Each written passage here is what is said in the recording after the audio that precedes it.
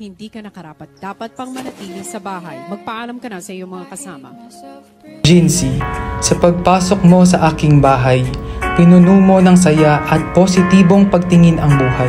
Hindi man araw-araw nasisilayan ang iyong mga aura, napapigat mo naman at napataas mo ang aming mga timbang. Ibinahagi mo rin ang iyong napakagandang tinig upang ipamalas ang iyong talento sa pag-awit. Pero mas higit upang buksan ang aming mga puso sa pagkilala at pagtanggap ng pagmamahal ng ating Panginoon. Tinatunayan mo rin na isa kang bakla na may konting babae, ngunit maaasahang katrabaho, manager at higit sa lahat kaibigan. Kaibigan na laging bukas ang palad upang tumulong ng walang hinihintay na kapalit. Sa loob ng isang taon, nakilala namin ang isang Gina masiyahin, puno ng karunungan, mapagbigay at makadiyos na tao through her words and actions.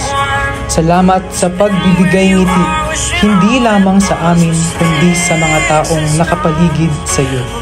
Sa paglabas mo ng aking bahay, sana'y baunin mo lahat ng magagandang alaala, karanasan at pamilyang nabuo natin dito sa loob ng aking bahay.